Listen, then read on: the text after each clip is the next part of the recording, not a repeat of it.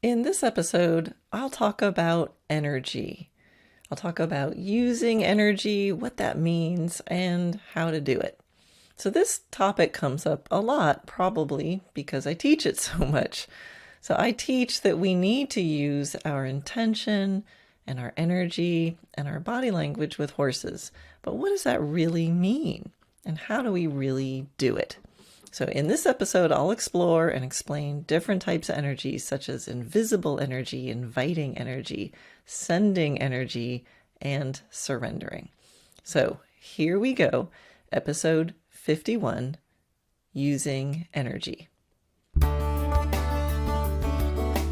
Hi, I'm Karen Rohlf, and welcome to Horse Training in Harmony. This podcast is about you making progress with your horse in a way that you both can love. It's about learning how to move and be in harmony. Because yes, you really can develop a horse to be both athletic and happy.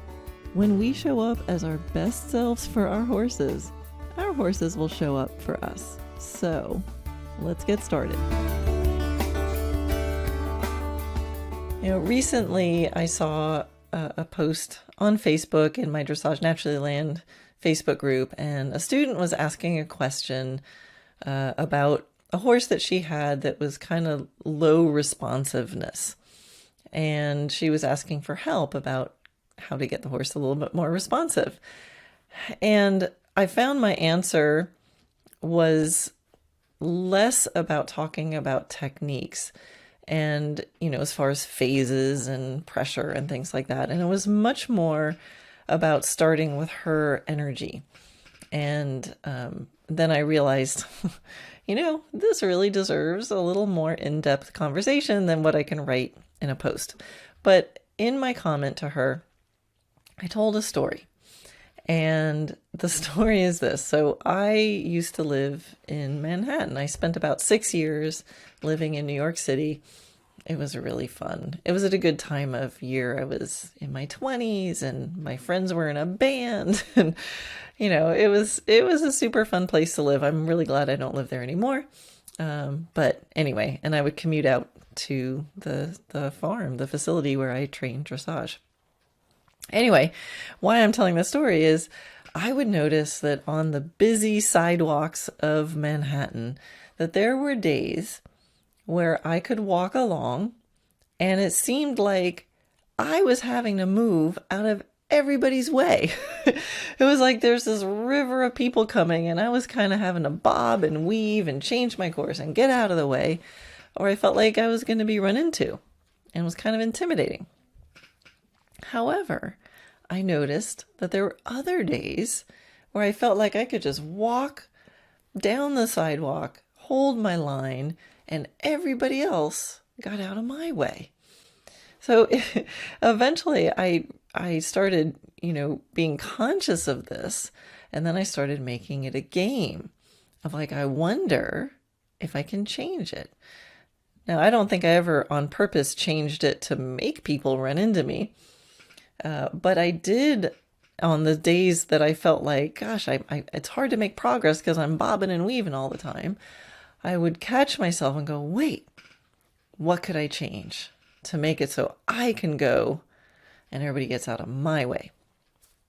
And it turns out that there were some actual techniques for that. It's like the New York City sidewalk technique.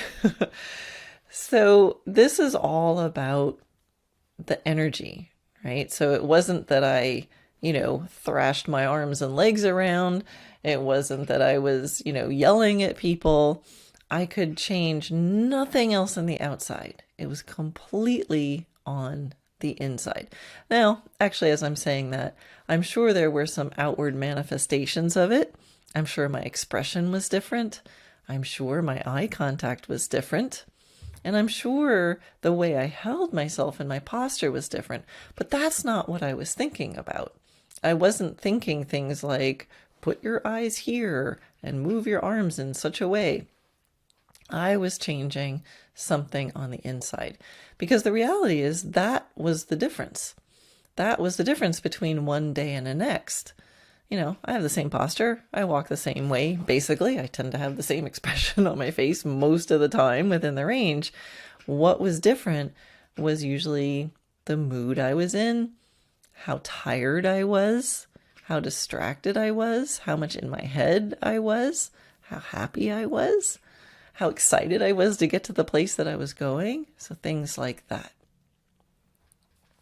Now, in my book, and also in my Habits for Excellent Horsemanship course, I talk about some different energies. So I talk about having invisible energy. And that's when you don't disturb what's going on. That you can enter a space and it's almost like nobody even notices you. You have the smallest impact. So the days where everybody was walking and I was moving out of everybody else's way, I felt invisible. I definitely felt like, hey, I'm here. So another kind of energy is inviting energy. Now, inviting energy is an energy that causes others to come towards you. It invites people into your space. People know, or beings, because it works with horses too, know that they're welcome. It opens the door to that. Another kind of energy is what I call sending energy. Could be called driving energy. And this is an energy that causes others to move away. Kind of makes sense. With your horses, it could be what you send your horse out on the circle, or you send them, or they yield away from you, something like that. And then there's also surrender energy, which is perhaps not what you might think it is. And I'll get into that a little bit more after I talk about these other energies. So all of these energies can work with horses and people and probably cats and dogs and birds and squirrels, I'm sure. And so let's kind of talk a little bit more about each of these. So let's start with invisible energy. Now, I know that you're never really invisible. So anytime you enter a space, you're going to be having an effect on the situation.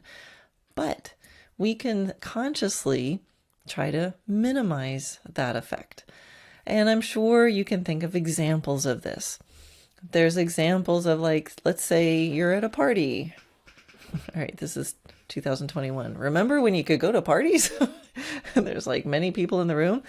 And there's always that person who, when they come to the party, like you could be in a totally different room and when they walk through the front door, even if you can't see them.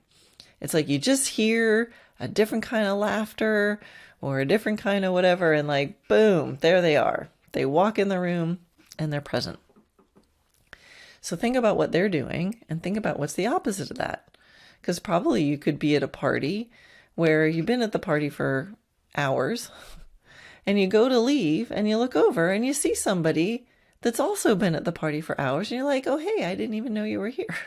All right, so invisible energy. Now I show this in my book. I talk about it in my book, and then in the video that comes with the book, I show an exercise of me playing with invisible energy. And the way I show it is I have my horse out trotting on a circle in a round pen, and I move my feet from the center of the round pen up to the horse, put my hand on the horse, and then I go back into the center of the round pen, and my horse doesn't change a thing. So now chances are he knows I'm there.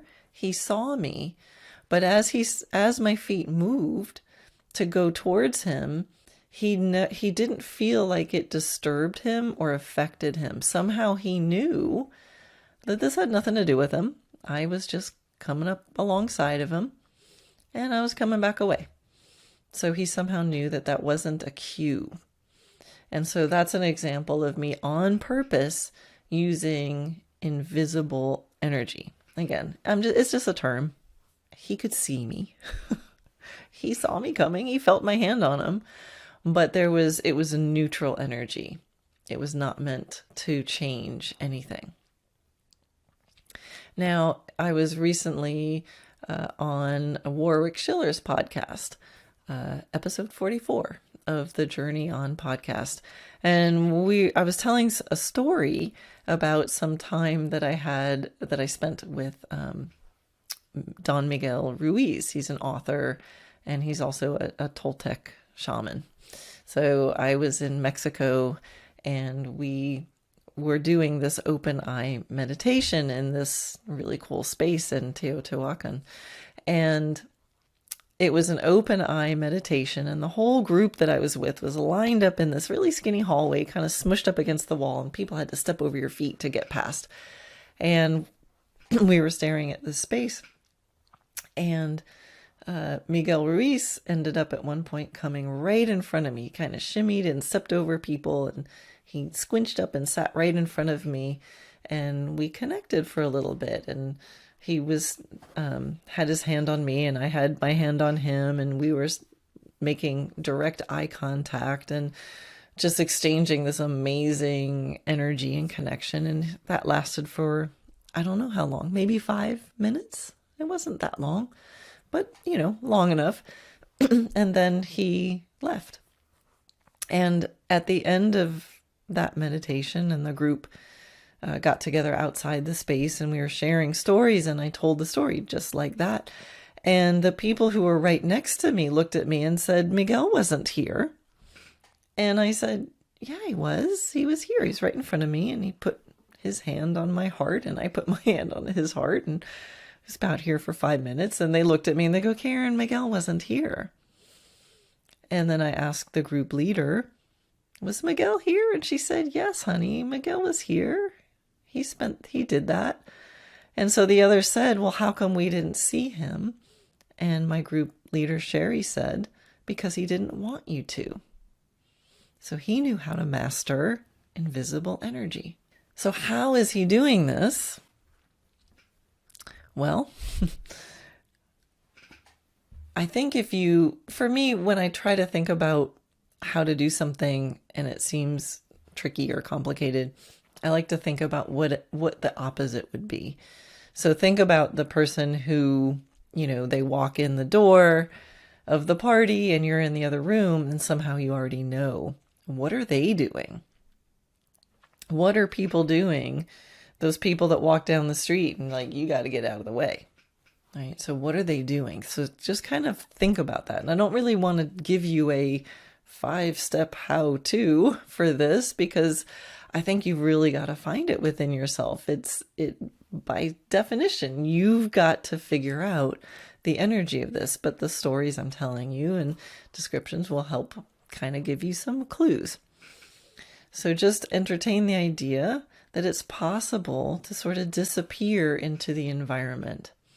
And probably one of the ways to do that is to not think so much, not introduce thoughts into the environment, and to kind of mirror what's going on, to mirror what's happening. And for now, I'll just leave that at that. So let's talk a little bit about inviting energy. So when I think about inviting energy, sort of a strong version of that would be like Star Trek fans out there, the tractor beam, right? So the beam comes out, it latches on to this other spaceship, and it pulls it with you. So that's kind of the idea. It involves a connection and then a draw. Now, sometimes that draw could be achieved through softening, right? So think about with horses, sometimes it's a softening of boundaries, a softening of the energy field around you that invites in. And sometimes it can be through being intriguing, which I think might have a little bit of an energy or an excitement kind of thing, where it's like a curiosity. You're building up curiosity energy. So sometimes to be intriguing to a horse, I might go and look at some really interesting looking grass on the ground and like, ooh, wow, look at that grass. I wonder what that is. And that's a very natural thing for a horse to do, is like, whoa, I look at things on the grass. I want to know what's in the grass too, So by adding a sort of curiosity, interest kind of energy, you can sometimes draw someone in. Think of a little child or something, playing in the corner. It sort of captures your attention. You can be drawn to it just because you're like, what are they doing? What are they looking at? You could think of, you're standing in a crowd and someone looks up and points, and pretty soon everybody else is going to be looking up, right? Because there's an interest. What's that over there? So that sort of thing. Think about what it means, what you do to be flirtatious, right? So when you think about flirtatious eyes, you might like look at someone from across the room and then drop your eyes and draw them back. Not that I was ever very good at flirting, but technically I think that works, right? So it's the same thing, that there's a sense of connection and then retreat in some way, or a connection to someone else, and then your attention comes back over to something closer to you or within you. All right. So sending energy, how is that different? Well, an exaggeration of sending energy is the like, get off my lawn kind of energy, right? You're asking for movement. You're asking for something to go away. Now that can be, get off my lawn and here's my shotgun. Or I'm going to run over there and smack you if you don't get off my lawn. Or it could be like a dance, right? Where there's this reciprocation where the energy moves towards and that moves the other body away, right? So sending energy is something that we often use a lot. That's probably the energy that most people think about the most with their horses. So the person who was asking the question in the Facebook group, I'm sure, was thinking of sending energy. It's like, I need my horse to move. How do I get my horse to move? So let's talk about how we might do that, because that's where I talk about the energy a lot, as far as using energy. And again, sometimes the more subtle energies, the drawing energy and the invisible energy, are more subtle, and we can be more informed about what that means to have drawing energy or invisible energy by really being conscious about the more obvious kind of energy, which is the sending energy. All right, so what is sending energy? How can we start to kind of get a handle on this? Think of the difference between a sigh and a cough. All right, I usually try not to cough on my podcast, but that was for illustration purposes. All right, so think of that. What's the difference? In both cases, you take a breath in and then it comes out, right? And the sigh, so experience that again. Take a breath in and sigh. That sigh is kind of like surrender. I told you we'll talk about surrender energy. So the sigh it's like a surrender, because you're simply letting go of effort. It takes effort to hold your breath in and to draw your breath in. And in a sigh, you simply allow and accept the natural release. But with a cough, and go ahead at home, I'm going to try not to cough again on the podcast, but take a breath in and then cough. So what's the difference? Well, in a cough, you have a moment of potential energy. There's a moment where you're holding. And in that holding, you're building up power. You're building up power is potential energy. And then there's a sudden release. So if you don't have that holding moment, that potential energy, it's just a strong blowout. All right. And so a blowout with horses is a sign of release. It's a sign of relaxation. It's not sending energy. For a horse, the sending energy is more like the snort, right?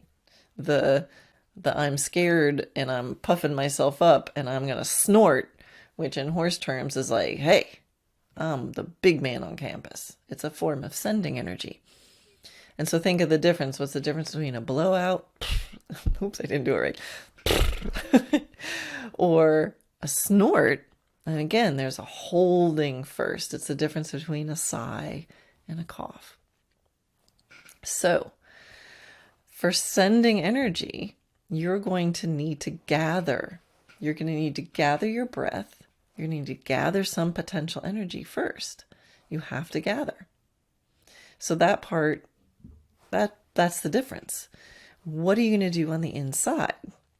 What do you need to think and feel in order to have this build up of energy before you even take that breath in?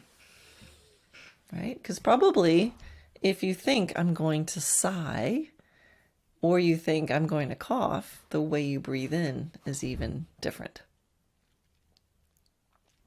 So it's really all about that thought of knowing what your intention is so you know what to do with your energy. And it's all about that because there's lots of exercise you can do. And I show this in the horsemanship course and in the book, in the Dressage Naturally book, is you can stand in front of your horse and swing the stick in a rhythmic fashion. And you can swing the stick in the exact same way and have it mean nothing, almost like a desensitization or a cue for relaxation, like, hey, don't mind me. I call it the white flag of surrender. Like, yeah, I'm just swinging my stick. And you could keep that stick swinging and change your energy and have it now drive the horse away and turn it into sending energy. The stick's doing the same thing. Your energy changed. And you can keep swinging the stick the same way and use drawing or inviting energy and have it as an actual part of the cue for the horse to come. So, and that's something that I do in my video classroom. I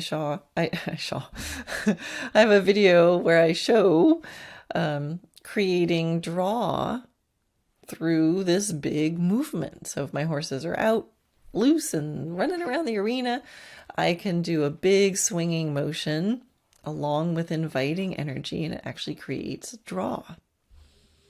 And the same way I can move my stick with big energy sending behind it, and they know, whoa, time to go. And I can use my invisible energy, my neutral energy to move the stick around, and they know, Karen just feels like swinging that stick around. Has nothing to do with me. So let's talk about this surrender energy, because this surrender energy it's different than the other three energies I've been talking about, and I actually think it can happen at the same time as the other ones in a way. It's sort of more of a home base. So I mentioned just a moment ago that surrender energy is kind of related to a sigh. It's just letting nature be, right? If I take a breath in and I just let it out with my mouth open and no restriction, it turns into a sigh. That's just what it is. Now, I'm not talking about the, oh, woe is me. Oh, it's not a sigh of victimhood. A sigh is not necessarily meaning you're helpless, but it's sort of a sigh of acceptance.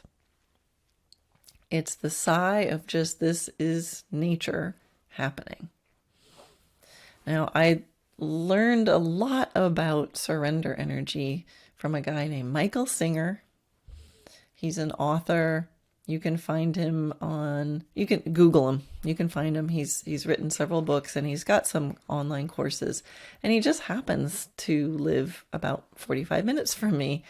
And his Temple of the Universe, pre-COVID, was open, and you could go up there a number of times during the week and hear him speak, which I did. But he has a book called The Surrender Experiment. His other book is that I really like is called The Untethered Soul. But he talks about surrendering to the moment that's unfolding in front of you. And the tricky part is that doesn't mean you're helpless. And this is one of those paradoxes that my brain can go in circles around for a long time. And I do not claim to be an expert on this, but I get it enough to know how powerful it is, and to know that it's a worthy practice. To surrender to the moment that's unfolding in front of you. The sigh of acceptance. The energy of acceptance. And how I reconcile, and well, how Michael Singer explains how to reconcile this surrender to what's happening without it becoming victimhood or helplessness, is he just means to see things for as they are, to accept them as they are, because from that state, you'll be able to make appropriate decisions of what actions you need to take. Because, of course, sometimes you need to change things. But to be in that moment of, Eckhart Tolle, be here now. To be really here, to accept that this is the moment, this is what's happening. And from that state of acceptance, rather than frustration or denial or anger or whatever other thing it is, just go, well, that's happening. And here's what I'm going to do. So this is where I think we can be in a surrender energy at the same time as all the other energies. So we can surrender to what's happening, to bring it back to horses. This is what's happening. And now I'm going to choose to send and cause movement away, or draw and cause movement towards, or to be invisible. And if I send energy and it doesn't work, then I surrender to that moment and go, well, that's happening or not happening. And now from this place, what do I need to do? So this is where it's so applicable to horses. And in fact, on Michael Singer's book, The Untethered Soul, the cover is a horse galloping. How perfect. So just to give you maybe some practical examples of how I help people use their energy. There's a story of, I was at a clinic, I think it was in Canada, and we were doing some groundwork and asking our horses to move online. And there was a young girl, she's a teenager, and she was there with her mother, and I think it might have even been her mother's horse.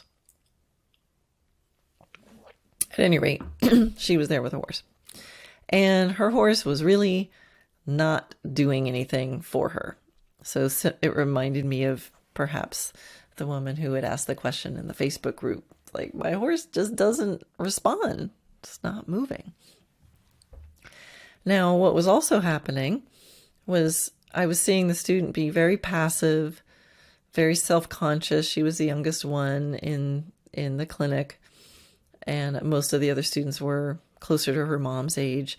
And her mom was sitting near the edge of the arena and was giving her, help. And that was, I made air quotes when I said that. So she was critiquing her every time she could. And, I could see this poor girl just kind of becoming more and more and more invisible, even though she was trying to ask her horse to move. So I stopped at one point and we did a little leading following exercise. So I stopped everybody because she had asked for some help from me, and I wanted to kind of take over and get her away from the edge of the arena by her mother. And I said, do I have a volunteer, someone who has really bubbly energy? And I hadn't even finished the sentence, and this woman jumped up and she said, me. And she had like really curly hair, big hair, and she just jumped up, and I was like, okay, come on down. And she came down. I was like, perfect. She knew who she was. She knew she had big bubbly energy. And I said, okay, I want bubbly person to walk around doing what you do. And I held the girl's horse for a moment, and I said, just follow her around for a little bit. And at first she was self-conscious because the bubbly person was just like bopping around and prancing and gesturing and laughing, and the poor girl was horrified. So I joined her, and we had some other people join her, so she wasn't the only one. And I was like, just follow the leader. Like, just be like this person, soak in some of this energy. And pretty soon we were all laughing, and this girl was laughing, and she was jumping around and not feeling so self-conscious because everybody else was doing it. And so it was just super fun. We were all just cracking up. And then we stopped, and I handed her a horse, and I say, okay, now just play with your horse.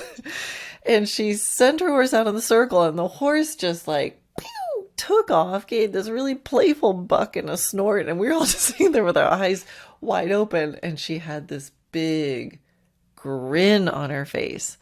And we just stopped after that, and we're like, let's all just soak in what just happened. So, what was that? That was a change of energy on the inside. Now, I also, when I had a moment, went over to Mom and I asked her nicely to please stop talking to her daughter during the clinic, that her daughter was going to be fine.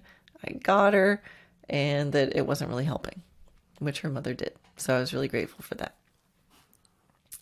So that's just an exercise. So if you find yourself trying to create sending energy, trying to create this powerful energy, and you don't have enough energy on the inside to hold. Remember, there's that potential energy where we hold and then we release.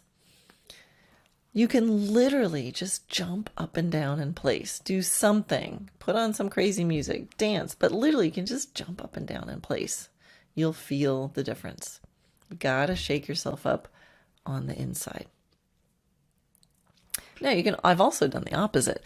So I've also had people who are like super strong with their energy. They're blowing their horse out of the water, right? And I'll do this following thing, and I'll get somebody really calm and really flowing and really slow and have them follow them. Now, it can drive high energy people crazy. And it's really fun, entertaining for me to watch, to tempt those high energy people to just take it down a notch. And sometimes the high energy people just everything's operating on a I don't want to say higher plane, but a higher energy plane.